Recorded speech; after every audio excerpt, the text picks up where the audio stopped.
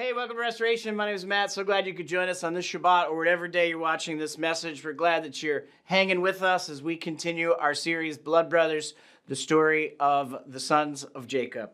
We are 19 sermons into the long, slow, unfolding story of the sons of Jacob. And if you think your family is complicated, the original family of God makes yours look like a greeting card. Favoritism, jealousy, deception, a son sold into slavery by his own brothers, a father deceived for 22 years, and God quietly and faithfully working through every moment. Today, it all comes to a head.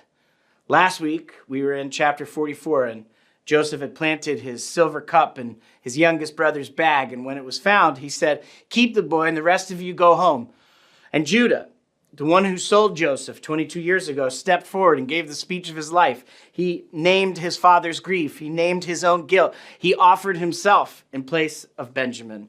And that speech undoes Joseph. The moment Judah finishes, Joseph breaks.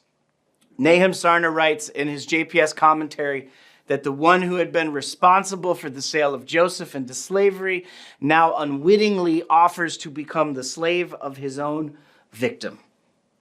So today is part 19 of the series, and it's called I Am Joseph.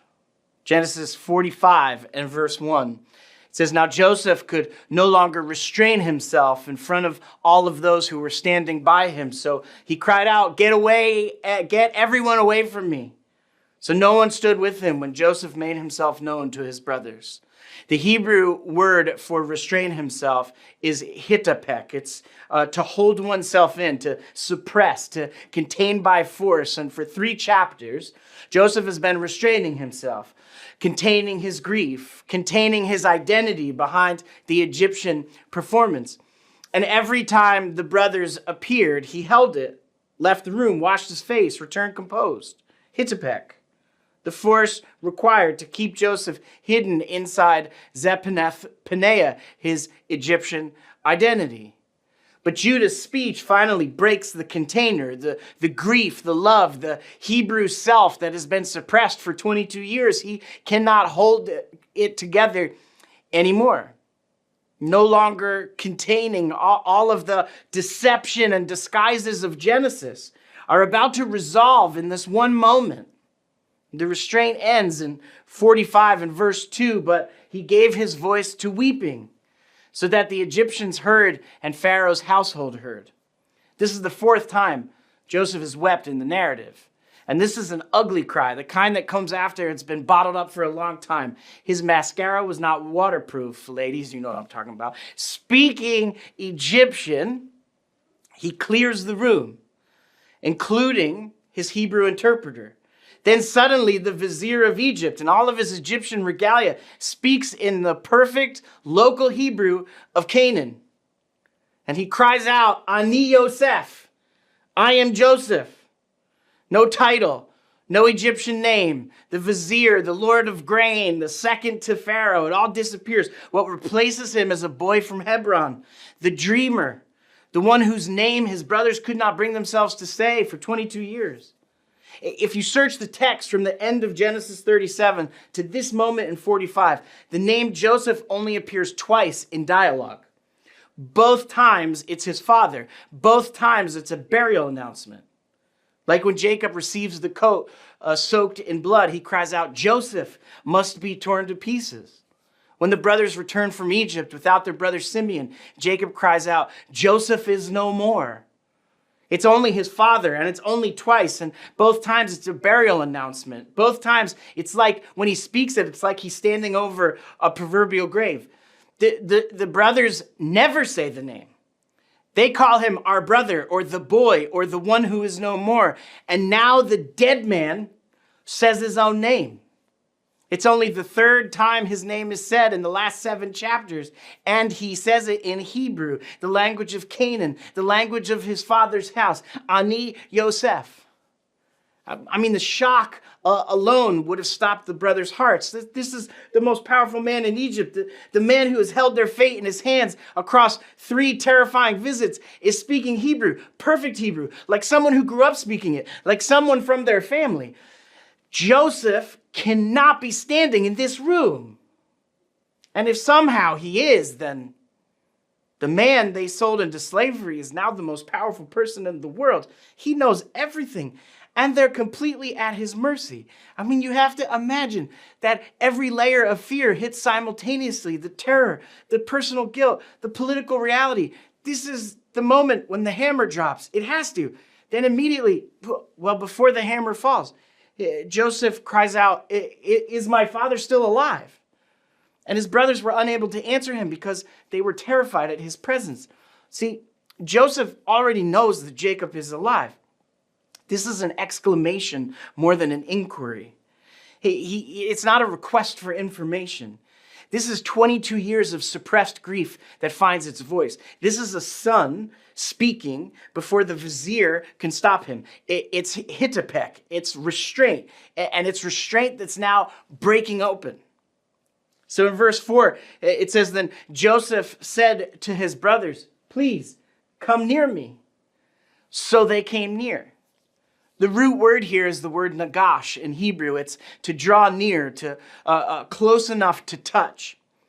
This chapter of Genesis is part of the weekly Torah portion that's called Vayigash, named for the very first word of the portion in Genesis 44 and verse 18. When Judah steps forward and begins his speech, it says Vayigash, he drew near. Judah, uninvited, not knowing who he was drawing near to, closed every kind of distance a human being can close: physical, emotional, moral. He drew as near as a man can draw. And he still didn't know who he was drawing near to. The root nagash appears 3 times in this Torah portion, and the other 2 times are in this verse. Geshunah is please come near. Joseph says it to his brothers, and Vayigashu is and they came near. They approach him. In the Midrash, Bereshit Rabbah 93:8, the rabbis ask, how did the brothers know it was really Joseph? And the answer is Joseph showed them his circumcision. It's the one thing that brings 22 years of Egyptian clothing and Egyptian makeup and an Egyptian name that none of that could cover. Come near. Look, even in disguise, I'm still a son of Abraham. An Egyptian would not bear that mark. It was detestable to Egyptians. Only a son of Abraham would be circumcised in the ancient Near East in this specific way. So he says, come near. Look, I'm Joseph, your brother, the one you sold to Egypt, he said. This second time is not clarification that he says, I am Joseph. He knows they're in shock. They're frozen. They cannot speak. They can't move. So he says it again, closer, softer, with the full weight of relationship attached. Not which Joseph, your brother, the one whose coat you soaked in blood, the one whose name you haven't been able to say, the one your father has been mourning for 22 years. The shock is too great for once to be enough. The dead man, the boy from the pit, your brother, that Joseph, and I'm very much alive. Verse 5. So now he says, don't be grieved and don't be angry in your own eyes that you sold me here. Before the hammer falls, there's grace that Joseph offers. The Hebrew for don't be angry in your eyes is literally do not let it burn in your eyes. This is like the internal heat of self-reproach. It's the guilt that has been doing its work. The formation is complete. Judah just proved it with the speech that he gives in earlier. Now Joseph says, stop letting your eyes burn. Not what you did is fine. He already named it, the one you sold into Egypt. But now he's saying, stop. Don't let what you did destroy yourselves. He names their sin, and he doesn't erase it. He places it inside what God was doing. And in that frame, the betrayal is not the headline. Look at the rest of the verse. It says, since it was for preserving life that God sent me here before you. That's the first time he says, God sent me here. Then he says it a second time in verse 7. But God sent me ahead of you to ensure a remnant in the land and keep you alive for a great escape. This is amazing. because this is not just a famine relief plan. This is the language of the whole Hebrew Bible. It's a thread that runs from Noah through the exile prophets all the way to return. God always preserves a remnant, a seed, enough to keep the story going. And this, a great escape in Hebrew, is Pelatah Gedolah. It's a great deliverance. This is Exodus language. It's the remnant who escapes by a great deliverance. Joseph is not just describing a famine relief plan. He's using the vocabulary of salvation history before it even happens. And then he says it a third time, but this time inverted. So now it wasn't you. You didn't send me here, but God. And he made me a father to Pharaoh, lord over his whole house, and ruler over the entire land of Egypt. The root word for send is shalach. It appears 3 times. Verse 5, God sent me. Verse 7, God sent me. Verse 8, it was not you who sent me. Once is a claim. Twice is emphasis. The third time, it's inverted, the same word, but now the brothers are the subject, and they are not responsible. You thought you were in control. You were not. It was not you who determined what happened to me. God did. Thanks, DJ Khaled. Everything happens for a reason is often what we say when we want to make our pain feel tidy. Well, I know it happened, but everything happens for a reason. We say it because we want to make sin feel necessary, to skip past damage that we've caused and just get to the lesson that you learn. But this is not what Joseph's doing. He's not tidying anything. He's already named the sin, the one you sold into Egypt. The damage is real. Jacob's grief is real. 22 years of a father refusing to be comforted. That did not have to happen. You did what you did. And God, in his faithfulness, in his refusal to be stopped by human failure, built something none of us could have imagined. That's only something you can say when you look backward. You can't say that in the pit. You can't say it in Potiphar's house. You can't say it in the prison. In the middle of our suffering, you really don't say anything at all. You just do what Joseph did. You stay faithful. You do the next right thing in front of you. You trust the God who sees what you cannot see yet. Don't grab the wheel. Don't try to help God fulfill his purposes. Our job is to stay close. And one day, looking back, you may get to say, well, thank God he even used that. The phrases God used it is not the same as God approved it. He uses all of it, the tov and the ra, both. But none of it excuses our sin or our behavior. Genesis 45, verse 9, Joseph says, so go up quickly, tell my father, and say to him, thus says your son, Joseph. There it is again. God had made me Lord over all Egypt, so come down and don't delay. And then you will live in the land of Goshen and be close to me, you and your children and your children's children, your flocks and your cattle and everything that belongs to you. The word Goshen, this is the first time the word Goshen shows up anywhere in the Bible. And it's Joseph who names it. Scholars don't know the meaning of this word. It is not known in Hebrew. It's essentially a blank. But Tim Mackey notes that the first and last letters of Goshen are Gimel and Nun, which spell the word Gon, which means garden. If the word has no meaning of its own, the literary echo is not coincidence. The author of Genesis is hiding something inside of a blank word. The same way identity was hidden inside Egyptian clothing. The same way God's purposes were hidden inside 22 years of suffering. Goshen and garden are the place where presence and provision are the same thing. Come near. Live in it.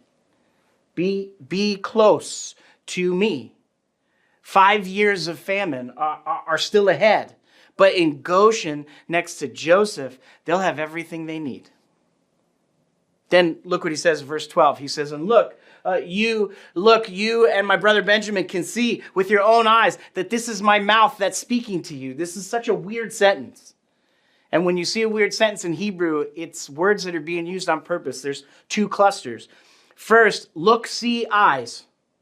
When Joseph said, come near, and showed his circumcision, that's the seeing, close enough to look, the covenant mark underneath the Egyptian clothing, the one thing Egypt could not cover. Then the second cluster, mouth speaking, his voice in Hebrew, no interpreter, the language of their father's house. Sight and sound, both requiring the same thing, which is closing the distance between them. Joseph's disguise rested on three things: Egyptian clothing, which is removed by the circumcision; Egyptian name, which is removed by Ani Yosef; the interpreter, which is removed by speaking Hebrew himself. All three dismantled in sequence. There are no walls left. So Joseph says, you must tell my father about all my honor in Egypt and about all the things you've seen, and you must quickly bring my father down here. The word for honor is kavodi. It's my glory, my kavod. This is not Joseph boasting about his position. Kavod is the word that the Torah uses for the glory of God. There's weight, presence, the thing that fills the tabernacle and overwhelms the priest. You do not experience kavod from a distance. You experience it when you draw near.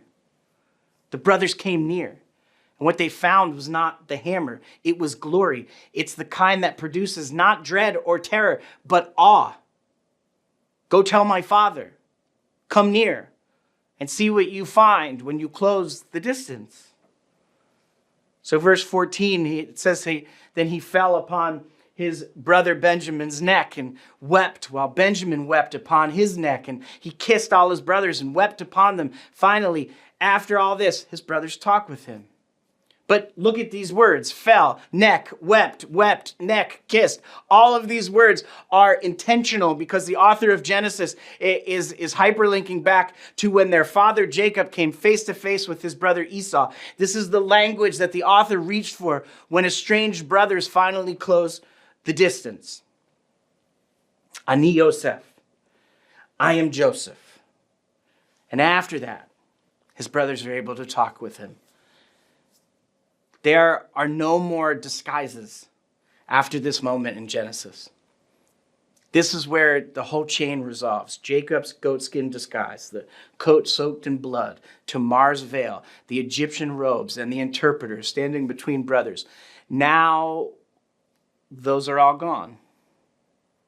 And we know, because we talked about it last week, that Yeshua, our Messiah, is a direct descendant of Judah, the same Judah who gave this amazing speech in Genesis. And Yeshua had brothers who grew up with him in the same house. They sat at the same table with him and read the same Torah with him.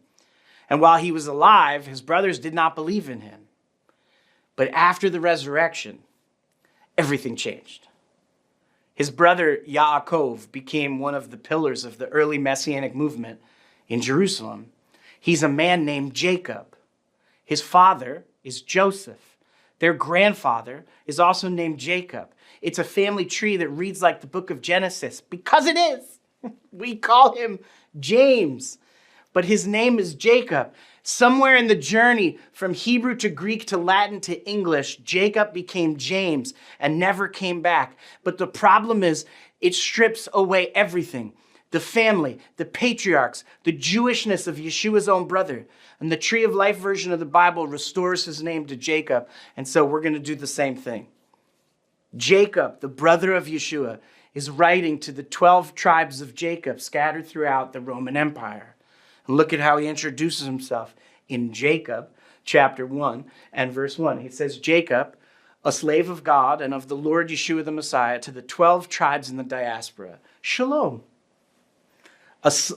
First, a slave of his own brother.